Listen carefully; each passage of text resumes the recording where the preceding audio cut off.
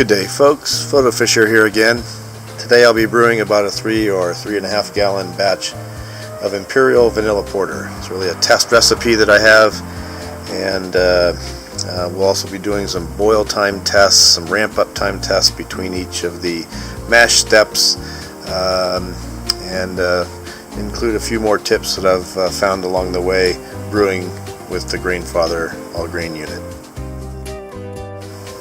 Okay, for this 3.5 gallon test batch, I've got roughly 3 gallons of mash water already in here. The temperature is 77 degrees Fahrenheit. I want to heat it up to 131 degrees, which is my first mash step on my profile. I'll put the profile and the recipe up on the screen so you can see more in detail what I'm brewing today. But I'm going to kick this in gear. I've already put my normal down at the bottom, or my switch rather, down to normal. I'm going to put this on boil. I'm going to turn the pump on, so I'm recirculating all that water as it heats. Alright, so we've got it going as max capacity as possible. I'm going to time it and see how long it takes to get up to 131 degrees.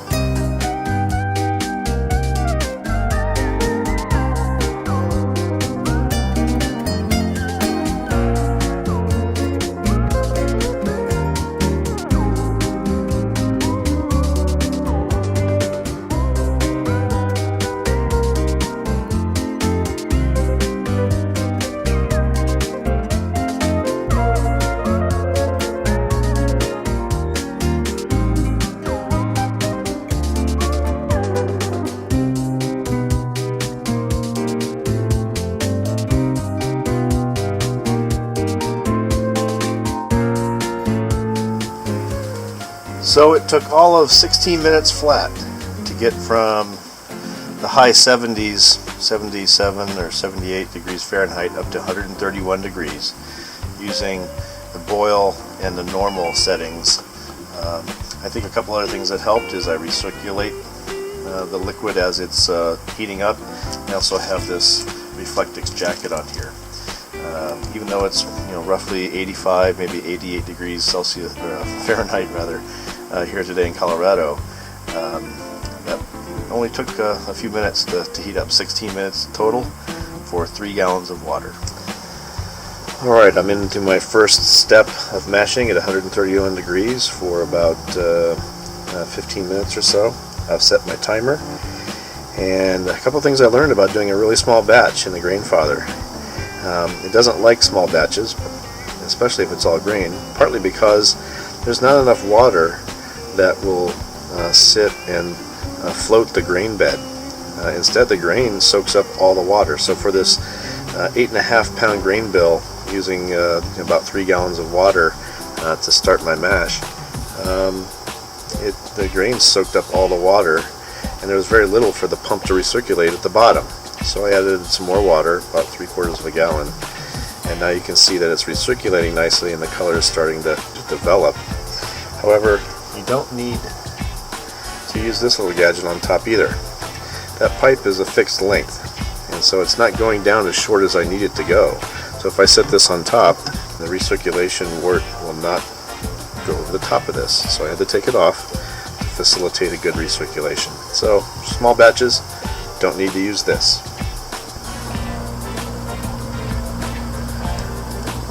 So while the mash is cooking for me, I'm going to start my rinse water for sparging.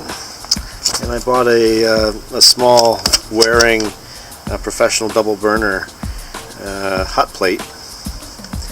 And I've got 2 pots right here, both full of water, ample enough water for me to sparge. And I've done some pre-testing of heating the water, so I know exactly where to set this now. It's about 1.5 on both dials, would get me to about 170 degrees, maybe 174 degrees. And that's close enough. By the time I take that water out and mess with it to start sparging, it'll cool down to 168, 170 degrees. So I've got a 2-hour mash profile that I'm working on. That's plenty of time for me to heat up my sparge water. I'm coming near the end of my 15-minute protein rest, and I'm holding a pretty decent temperature, 129 degrees Fahrenheit. My target was 131. There I am at the end of my And my first step, so let me take care of pumping up and setting the temperature to my next mash step. I'll switch it to boil and switch it to normal here to speed that process up, and I'll time it for us. Well, it took all of 2 minutes to go from 131 degrees Fahrenheit up to 141 degrees Fahrenheit. So it's pretty quick. I'll put the lid on here in a second just to keep the heat contained. But one thing I learned about doing, number one, small batches, and number two, this is a really thick grain bed. I've got unmodified flaked barley in here, so that's just like flaked oats. It makes the mash really, really thick. So water flows through it slower, particularly at small volumes like what I have here. So what I did to increase the flow of recirculation through the grain bed itself is I lifted that top mash plate up a little higher off of the grain bed so it's not so compacted. That allows those grains to float better. So that's something you may want to consider when doing small batches, and particularly meaty, heavy grain bed type batches when you do your brewing at home. Now it's starting to look much more like a porter. A couple notes and thoughts on doing small batches, and particularly with thick grains.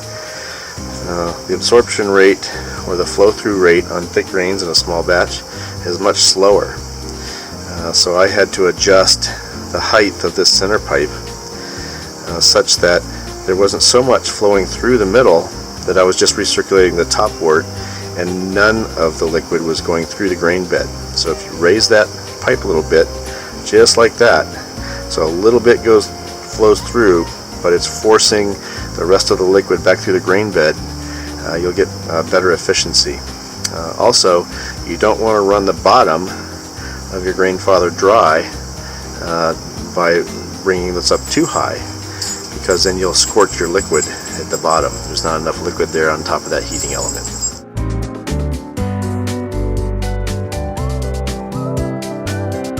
I'm entering into my fourth and final mash step at 155 degrees for 45 minutes.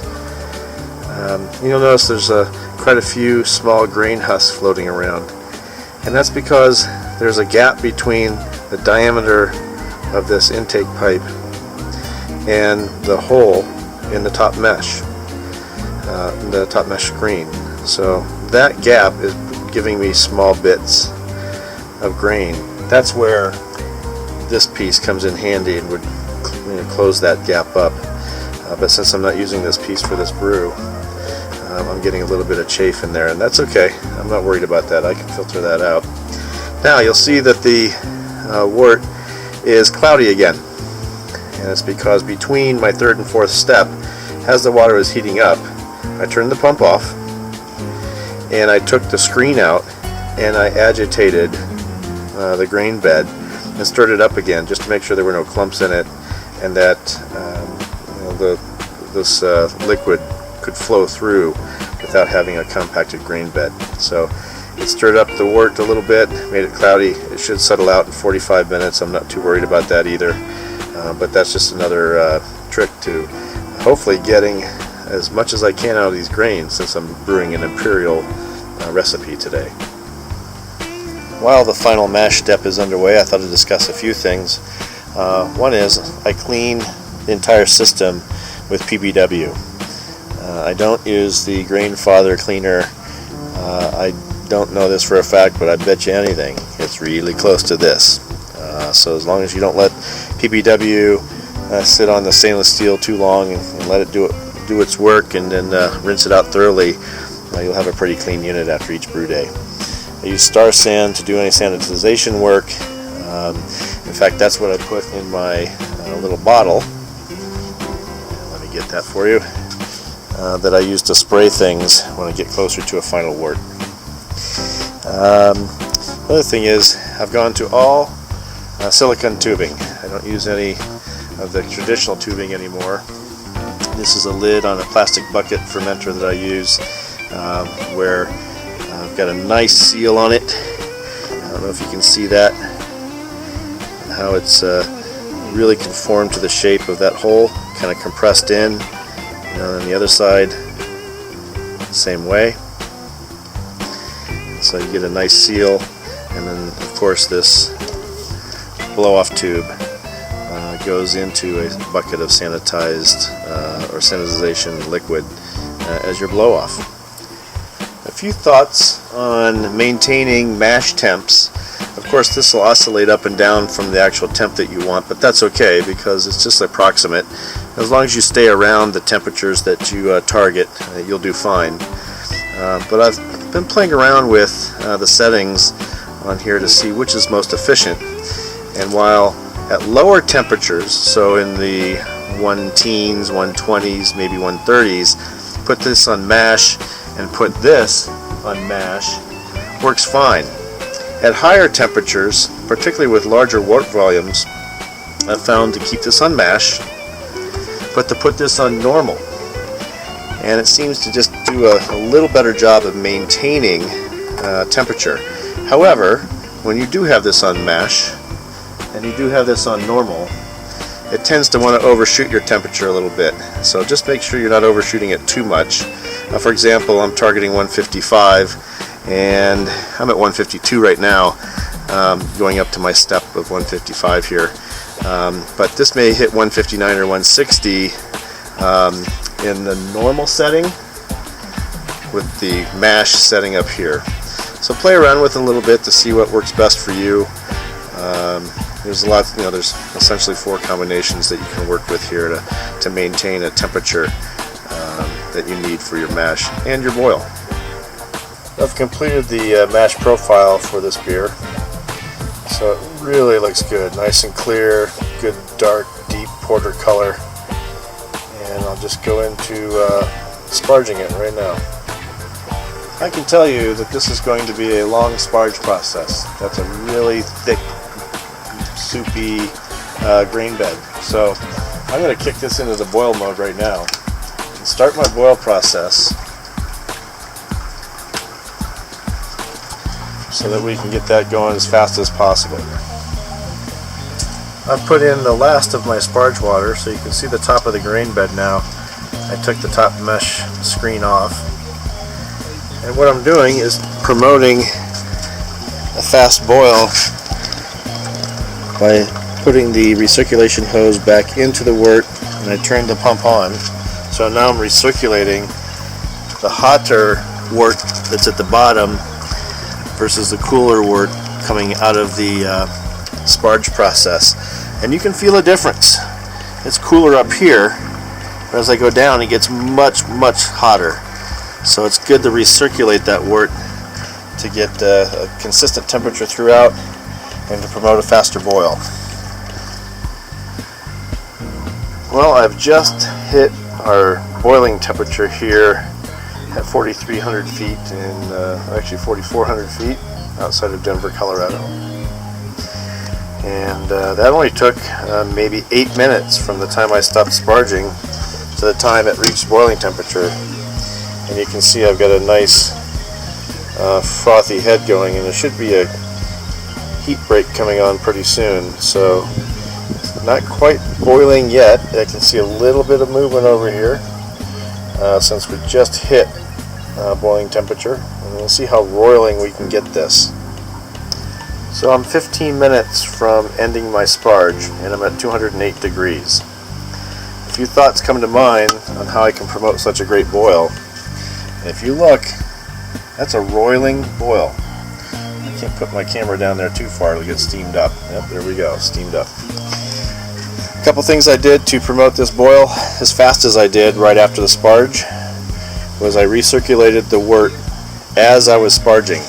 And while it maintained a consistent temperature of about 196, 197 degrees, is because I was putting 170 degree water in as sparge, which would cool down the wort as it drained in. So that was to be expected. But also this Reflectix cover helps quite a bit. That wrap really makes it more thermal efficient in my opinion.